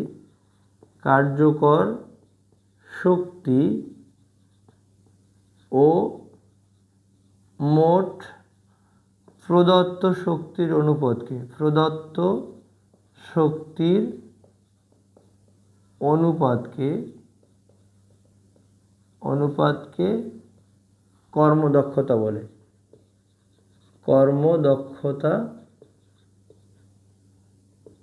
কর্মদক্ষতা বলে। কর্মদক্ষতাকে গ্রিক লেটার ইটা দ্বারা প্রকাশ করা হয়, অর্থাৎ কর্মদক্ষতাকে ইটা দ্বারা প্রকাশ করা হয়। কর্মদক্ষতা ইটা ইজ ইকুয়াল টু বলা যাবে কার্যকর শক্তি, অথবা এটাকে কার্যকর শক্তিকে লভ্য কার্যকর শক্তি বলা হয়। লভ্য কার্যকর শক্তি, কার্যকর শক্তি বাই হলো প্রদত্ত শক্তি বা মোট প্রদত্ত শক্তি। এটাকে আমরা শুধু প্রদত্ত বা মোট প্রদত্ত শক্তিও বলতে পারি। কর্মদক্ষতা কিন্তু শতকরা হিসাব করা হয়, এই জন্য 100%, 100 গুণ এই পার্সেন্ট শতকরা চিহ্ন দিব। এবারে এমনও হতে পারে কর্মদক্ষতা আমরা ক্ষমতার মাধ্যমে নিতে পারি, তাই লভ্য কার্যকর ক্ষমতা, লভ্য কার্যকর ক্ষমতা, লভ্য কার্যকর ক্ষমতা ভাগ হবে প্রদত্ত ক্ষমতা, প্রদত্ত ক্ষমতা 100 দ্বারা গুণ করব। এখন আমরা যদি লভ্য এটাকে আমরা ইনপুট বা আউটপুট বলতে পারি, মানে প্রাপ্ত, মানে যন্ত্র থেকে প্রাপ্ত, আর প্রদত্ত মানে যন্ত্রকে আমরা যেটা দিলাম ইনপুট, আর আউটপুট হলো যন্ত্র আমাদের যেটা ফিরিয়ে দিল। অথবা এটা লিখতে পারি পি আউটপুট, এখানে লিখতে পারি ইনপুট, এখানে হলো 100%। মাঝে মাঝে আমরা এরকম কোশ্চেন শুনি বা দেখি পরীক্ষায় আসে, কর্মদক্ষতায় এককবিহীন রাশি কেন? এখন কর্মদক্ষতা একটা ভগ্নাংশ, যার লব যে এককে লেখা হয় হর ওই একই এককে লেখা হয়। তো লব যদি আমরা এখানে ওয়ার্ডে লিখি, হরও ওয়ার্ডে লিখব, ওয়ার্ড কাটা যাবে, তাই তাই কর্মদক্ষতা একটা এককবিহীন রাশি, অর্থাৎ যেহেতু ভগ্নাংশ রাশি তাই এর কোনো একক নেই। কোনো যন্ত্রের কর্মদক্ষতা 40% বলতে আমরা কি বুঝি, এরকম আমরা বেশ শর্ট কোশ্চেন দেখি।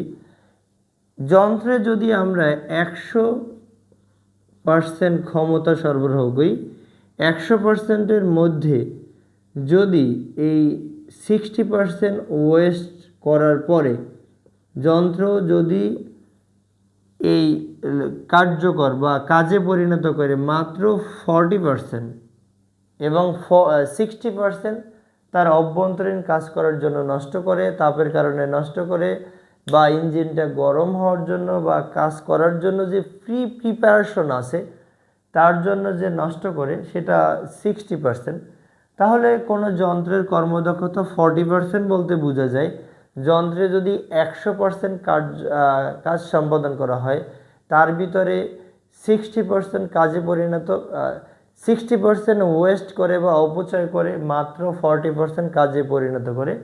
তাহলে যেই যন্ত্রের কর্মদক্ষতা যত বেশি সেই যন্ত্র তত ভালো। কর্মদক্ষতা যত বেশি হবে, কর্মদক্ষতা যত বেশি যন্ত্র তত ভালো। এখানে লভ্য কার্যকর শক্তিটা যন্ত্র থেকে প্রাপ্ত শক্তিকে লভ্য কার্যকর শক্তি, অথবা যন্ত্র থেকে প্রাপ্ত ক্ষমতাকে লভ্য কার্যকর ক্ষমতা, এবং যন্ত্রে যে ক্ষমতা সরবরাহ করা হয় তাকে প্রদত্ত ক্ষমতা বলা হয়। এবারে কর্মদক্ষতা এর মান, ইটা এর মান যদি বেশি হয়, ইটা এর মান বেশি হলে টি এর মান কমবে।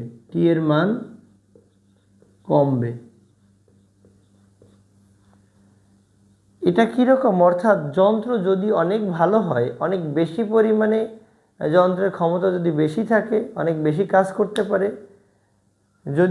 অনেক বেশি কাজ করতে পারে, তাহলে সময় কম লাগবে, কম সময় অনেক বেশি কাজ করবে।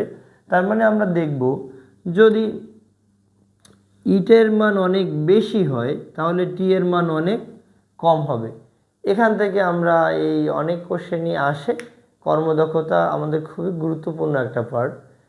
যদি আমরা এই সূত্রটা একটু দেখি, কর্মদক্ষতা সমান একদম ভাঙায় যদি লিখি, তাহলে এখানে এই পি ইনপুট দিলাম, আর এখানে হলো mgh, আর এখানে 100% তো আছেই, তো it is equal two mgh, এবং ক্ষমতা পি ইজ ইকুয়াল টু আমরা কিন্তু জানি P is equal two w/t। আমরা এই w এর মান লিখলাম mgh আর এই টি। তাহলে দেখা যায় যে এই ইটা এর সাথে টি কিন্তু ব্যস্তানুপাতিক, তাই ইটা যদি বেশি হয় টি এর মান কম হবে, ইটা যদি কম হয় তাহলে টি এর মান বেশি হবে। এখান থেকে আমরা বের করতে পারি। এখন ক্ষমতা ও শক্তি থেকে কর্মদক্ষতা এই পার্টটা নিয়ে আলোচনা করব। কর্মদক্ষতা নিয়ে এর আগেও আমি একটা ক্লাস আপলোড করেছি, সেটা ছিল কোনো একটি যন্ত্রে আমরা যতটুকু, অর্থাৎ কর্মদক্ষতা এমন ছিল কোনো একটি ইটা ইজ ইকুয়াল টু ছিল আউটপুট বলছি পি ইনপুট ইনটু হলো 100%, অর্থাৎ কোনো একটি যন্ত্রে আমরা যতটুকু ক্ষমতা দিব তার যতটুকু পরিমাণে আমাদের ফিরিয়ে দিবে, এই দুইটার অনুপাত হলো কর্মদক্ষতা। অথবা এটাকে আমরা যদি কাজে চিন্তা করতে পারি, কাজ বা শক্তি চিন্তা করতে পারি, আমরা যতটুকু পরিমাণে শক্তি সরবরাহ করব তার যতটুকু অংশ আমাদের ফিরিয়ে দিবে, এই দুইটার রেশিও বা অনুপাত হলো কর্মদক্ষতা। বাট আজকে আমরা কর্মদক্ষতার একটু ভিন্নভাবে দেখব, যে শক্তির অপচয় থেকে আমরা কিভাবে কর্মদক্ষতা নির্ণয় করতে পারি। কর্মদক্ষতা ইটা ইকুয়াল হলো কাজের পরিমাণ, বইয়ে আমরা আছে, এটা দিয়ে আমরা খুবই কমই করি, বাট 2025 সালে এই রিলেটেড কোশ্চেন আমাদের আসছে। তো ইটা ইজ ইকুয়াল টু কাজের পরিমাণ ভাগ হলো প্রদত্ত শক্তি ইনটু হবে 100%। কর্মদক্ষতা শতকরা হিসাব করা হয়। এবারে আমরা দেখব কাজের পরিমাণ হলো প্রদত্ত শক্তি বিয়োগ হলো শক্তির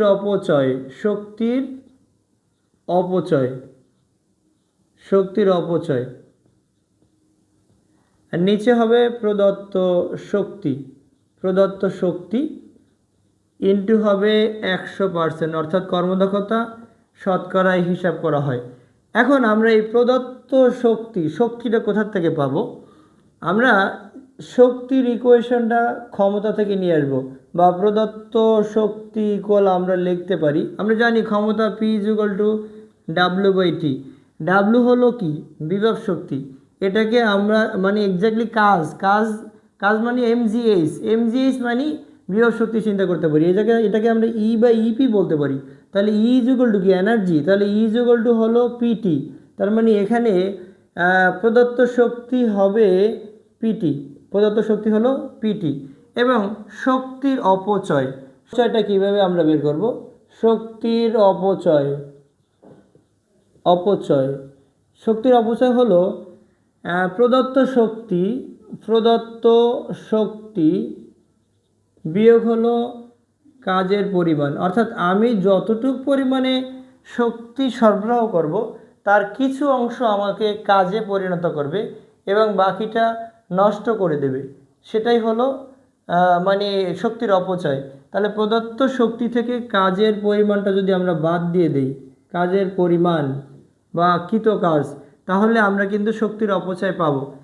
1000 ওয়াটের একটি মোটর 15 সেকেন্ডে 100 কেজি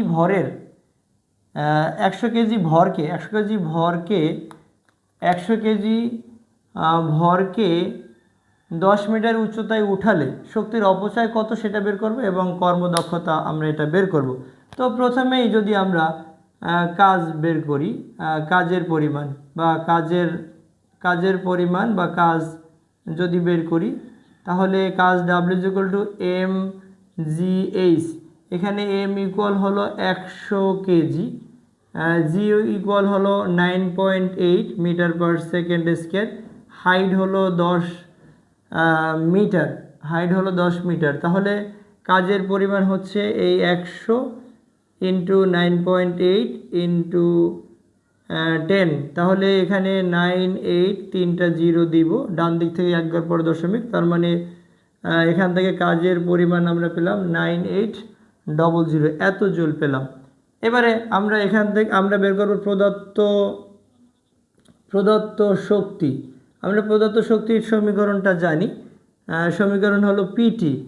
পি এখানে দেয়া আছে, পি ইজ ইকুয়াল টু দেয়া আছে 1000 ওয়াট, 1000 ওয়াট এর ক্ষমতা সম্পন্ন, time T is equal two দেয়া আছে 15 সেকেন্ড। তাহলে 1000কে যদি আমরা 15 দিয়ে গুণ করি তাহলে এটা হবে 15,000 শক্তির একক হলো জুল। এখন তাহলে শক্তির অপচয় কত হবে? শক্তির অপচয় হলো, আমরা বাদ দিব প্রদত্ত শক্তি থেকে কাজের পরিমাণটা বাদ দেব। তার মানে কত? 15,000 বিয়োগ হলো 9800।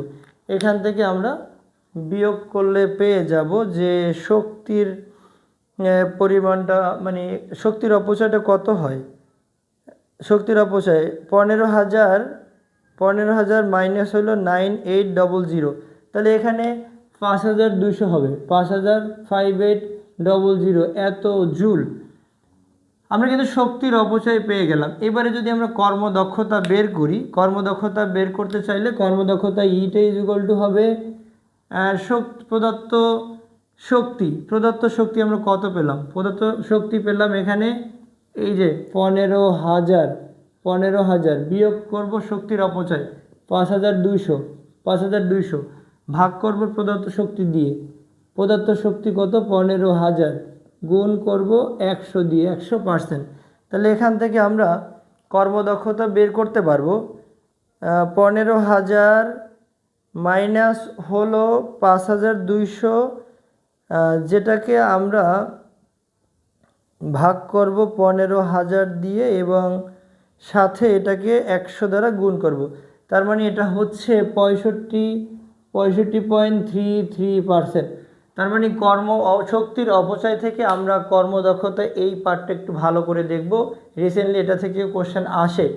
আসসালামু আলাইকুম প্রিয় শিক্ষার্থী বন্ধুরা, আজকে আমরা আলোচনা করব কাজ ক্ষমতা ও শক্তি থেকে ভরে ও শক্তির মধ্যে সম্পর্ক। আইনস্টাইন তার থিওরি অফ রিলেটিভিটি বইয়ে একটা গুরুত্বপূর্ণ একটা সমীকরণ দিয়েছেন, যেটা is equal to MC square.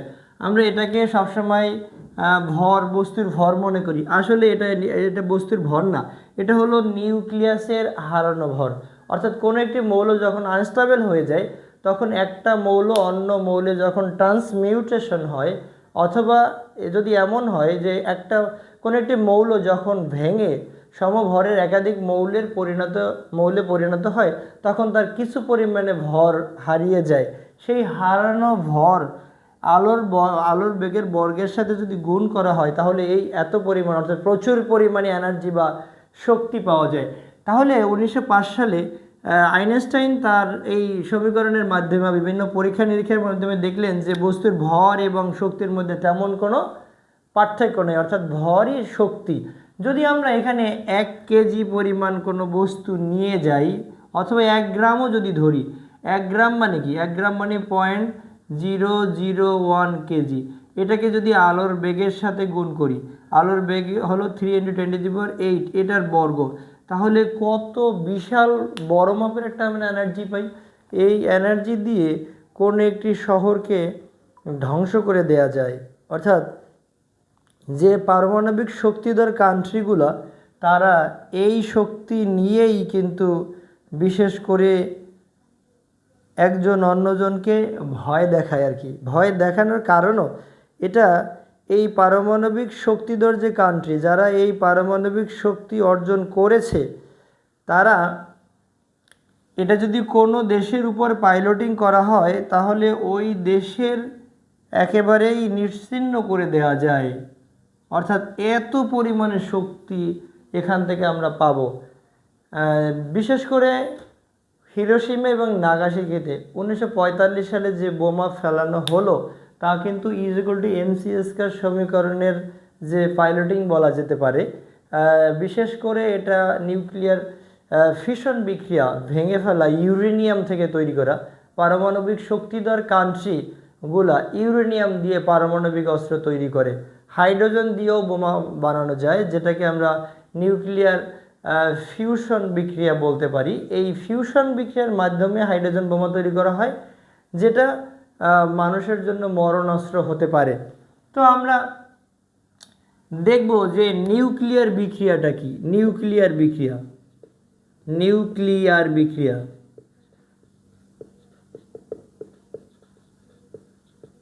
Nuclear বিক্রিয়া হলো কোনো উচ্চ গতিসম্পন্ন কণা বা নিউক্লিয়াস যদি অপর একটি নিউক্লিয়াসকে আঘাত করে, তবে সংশ্লিষ্ট নিউক্লিয়াসের যে পরিবর্তনটা হয় এটা বলা যায় কোনো কণা বা কোনো উচ্চ গতিসম্পন্ন কণা বা নিউক্লিয়াস যদি অপর একটি নিউক্লিয়াসের উপর আঘাত করে, অপর একটি নিউক্লিয়াসকে আঘাত করে, নিউক্লিয়াসকে আঘাত করে, তবে সংশ্লিষ্ট নিউক্লিয়াসের যে পরিবর্তন ঘটে, সংশ্লিষ্ট নিউক্লিয়াসের যে পরিবর্তন ঘটে তাকে নিউক্লিয়ার বিক্রিয়া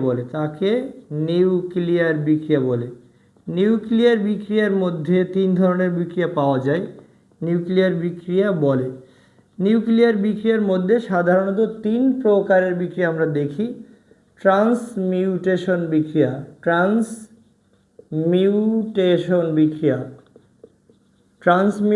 বিক্রিয়া, তারপরে হলো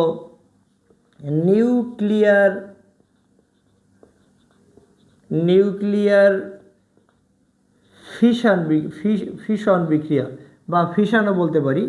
এবারে আরেকটা হলো নিউক্লিয়ার ফিউশন বিক্রিয়া।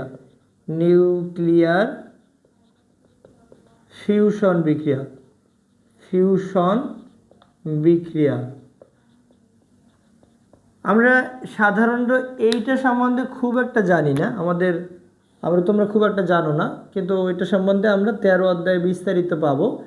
নিউক্লিয়ার ফিশন সম্বন্ধে আমরা একটু কিছু বুঝি। ফিশন মানে ভাঙা, ফিশন হলো ভাঙা, আর ফিউশন মানে জোড়া লাগা। ফিউশন বলতে দুইটা বা একাধিকটা জোড়া লাগা বা যুক্ত হওয়া, জোড়া, তার মানে ইউনাইট করা। ফিউশন মানে ইউনাইট করা। আর ট্রান্সমিউটেশনটা কি?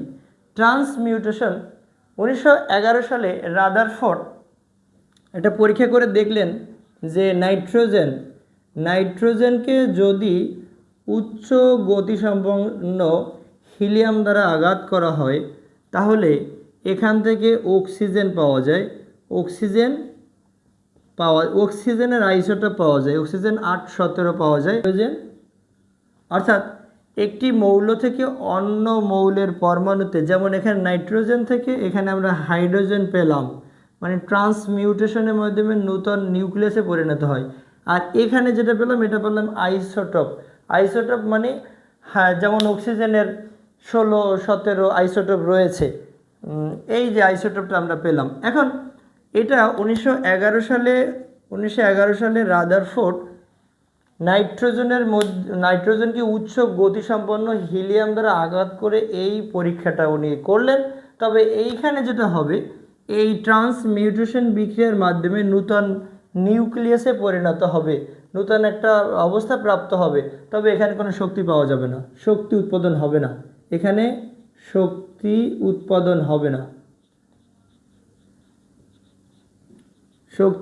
হবে না, এটা বলা যায়। আমরা যদি এটাকে স্ক্যান্ডিয়াম 21 যার ভর 45, এটাকে যদি আঘাত করা হয়, অর্থাৎ হাইড্রোজেনকে দ্বারা যদি স্ক্যান্ডিয়ামে আঘাত করি, তাহলে আমরা এখান থেকে টাইটেনিয়াম পাই। টাইটেনিয়াম 22 যার ভর সংখ্যা হলো 45। তাহলে এখন এখানে ভর সংখ্যা মানে এখানে প্রোটন সংখ্যা কিন্তু 21 আর 1 22 এখানে নিয়ে গেল। তাহলে এখানে এমন একটা কিছু তৈরি হবে যার প্রোটন সংখ্যা নাই, কার মানে নিউট্রনের প্রোটন সংখ্যা নাই, আর ভর সংখ্যা কত আছে? 1 আছে। 45 আর 1 যোগ করলে হয় 46, তার মানে এখানে 1 হবে। তার মানে এটা হলো এক ধরনের নূতন অবস্থা প্রাপ্ত হওয়া বা নূতন নিউক্লিয়াসে পরিণত হওয়া। স্ক্যান্ডিয়ামকে যদি আমরা হাইড্রোজেন দ্বারা আঘাত করি, তাই সেখান থেকে আমরা টাইটেনিয়াম পাই এবং সাথে একটা হালকা নিউট্রন পাই। এখানে কোনো শক্তি পাবো না, তার মানে এটাই ছিল ট্রান্সমিউটেশন বিক্রিয়া, তার মানে এটা হলো নিউক্লিয়ার বিক্রিয়ার একটা স্টেপ। দেখি নিউক্লিয়ার ফিশন বিক্রিয়া, নিউক্লিয়ার ফিশন বিক্রিয়া। নিউক্লিয়ার ফিশন বিক্রিয়া হলো যে নিউক্লিয়ার বিক্রিয়ার মাধ্যমে একটি ভারী মৌলের পরমাণু বা একটা ভারী মৌল ভেঙে প্রায় সমভরের একাধিক পরমাণুতে পরিণত হয়, সাথে প্রচুর পরিমাণে শক্তি উৎপাদন হয়, তাকে বলা হয় নিউক্লিয়ার ফিশন বিক্রিয়া। অর্থাৎ কোনো একটি ভারী মৌলকে যদি আমরা একটা হালকা নিউট্রন দ্বারা আঘাত করি তাহলে প্রথমে ওয়াই স্থিতিশীল হয়। ফিশন বিক্রিয়ার এক্সাম্পল তোমাদের বইয়ে আছে ইউরেনিয়াম দেয়া। ইউরেনিয়াম ছাড়া অন্য মৌল দ্বারাও করা যায়, তবে ইউরেনিয়াম দিয়ে আমরা পাওয়ার প্ল্যান্টে ইউজ করি বা আমাদের বইয়ে আছে, র্যান্ডম আমরা এক্সাম্পলগুলো শুনি, এগুলো মনে রাখলেই ভালো। নিউক্লিয়ার ফিশন বিক্রিয়া অর্থাৎ কোনো একটি ভারী মৌলকে বা যে নিউক্লিয়ার বিক্রিয়ায় কোনো একটি ভারী মৌলকে হালকা নিউট্রন দ্বারা আঘাত করলে প্রায় সমান ভরের একাধিক নিউক্লিয়াসে পরিণত হয় বা একাধিক মৌলে পরিণত হয়, সাথে প্রচুর পরিমাণে শক্তি উৎপাদন হয়, তাকে বলা হয় নিউক্লিয়ার ফিশন বিক্রিয়া। আমরা যদি ইউরেনিয়াম 92 যার ভর সংখ্যা 235, এটাকে যদি আমরা হালকা নিউট্রন দ্বারা একটা আঘাত করি, আঘাত করলে এই ইউরেনিয়ামটা অস্থিতিশীল হয়ে যাবে। এটাকে আমরা 36 বলতে পারি, অস্থিতিশীল হয়ে যাবে। এটাকে আমরা স্টার মার্ক দিয়ে দিলাম, অর্থাৎ এটা এখনই বিক্রিয়া করবে এক্স্যাক্টলি। স্টার মার্ক মানে উত্তেজিত অবস্থা, মানে এখনই বিক্রিয়া করছে। এরপরে যেটা উৎপন্ন করবে বেরিয়াম 56 যার ভর সংখ্যা, এবং ক্রিপ্টন যে 36 যার ভর সংখ্যা 92, এটা উৎপন্ন করবে। আমরা যে আসলে যে কোনো রিয়াকশন দেখি, রিয়াকশনের বাম পাশ ডান পাশ কিন্তু সমান থাকে, তাই এখানে ভর সংখ্যা প্রোটন সংখ্যা সমান থাকবে।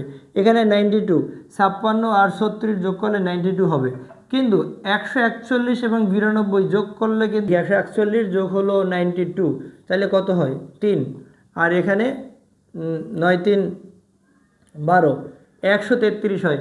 তাহলে আর 3 ভর কই গেল?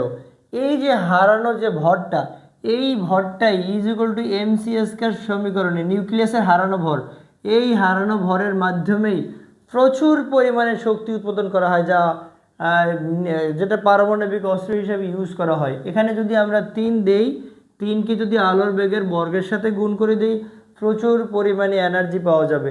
অথবা যদি এটাকে আমরা বিদ্যুৎ উৎপাদন কেন্দ্রে পাওয়ার প্ল্যান্টে ইউজ করি, তাহলে এখানে দেখবে এর সাথে নিউট্রন উৎপন্ন হয় 0 1, তাহলে এখানে কত? এখানে একটা নিউট্রন উৎপন্ন হলো। এখানে যদি আমরা 3 দিয়ে গুণ করি তাহলে 3টা নিউট্রন হলো, সাথে শক্তি উৎপাদন করে কত শক্তি? 200 মেগা ইলেকট্রন ভোল্ট, প্রচুর পরিমাণে, প্রায় 9 লক্ষ টন। কয়লা পোড়ালে যা হয় তা একটা ইউরেনিয়াম থেকে পাওয়া যায়, এরকমই বোধহয় সমপরিমাণে একটা শক্তি পাওয়া যায়।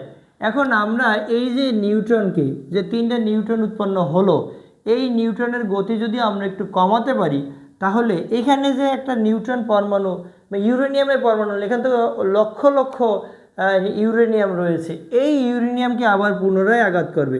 আঘাত করলে পরে এটা যে টারবাইনকে ঘোরায়, টারবাইন সেখান থেকে বিদ্যুৎ উৎপাদন করে, যেটা বিদ্যুৎ উৎপাদন করার কৌশল আছে। 235 থেকে 238 পর্যন্ত যে কোনো রিয়াকশনই আমরা দেখাতে পারি। এটা যদি আমরা আরেকটু পরিবর্তন করেও লিখতে পারি, 92, এখানে 237 বলি যদি, তা বলা যাবে। 0 নিউট্রন, এই নিউট্রন দিয়ে আঘাত করা হয়, তাহলে এখানে হবে কত? ইউরেনিয়াম 92, এখানে 238 হলো। এটাকে আমরা ওয়াই স্থিতিশীল বলতে পারি। বিক্রিয়া করে এই প্রোডাক্টটা ঠিকই থাকবে। বেরিয়াম 56 141 প্লাস হলো ক্রিপ্টন ক্রিপ্টন হলো KR 36 92। এখন এখানে 133, বাট এখানে আছে 38, তাহলে এখানে আর কয়টা বাকি আছে? 133, এখানে 38 দিয়ে দিলাম, এখানে 38 দিয়ে দিলাম, তাহলে 139 হলো। 139 হলো, আর কয়টা বাকি আছে? 6টা বাকি আছে। 6টা, তার মানে 6টা, মানে এখানে 6টা নিউট্রন দিয়ে দিতে পারি, 6টা নিউট্রন দিয়ে দিতে পারি, তাহলে প্রচুর পরিমাণে নিউট্রন। এই নিউট্রনগুলোই এবার অন্য ইউরেনিয়ামকে আঘাত করবে। এই প্রক্রিয়াটা বা এই পদ্ধতি অ্যাপ্লাই করে পাওয়ার প্ল্যান্টে বিদ্যুৎ উৎপাদন করা যায়। এবারে আমরা দেখব নিউক্লিয়ার ফিশন বিক্রিয়া। নিউক্লিয়ার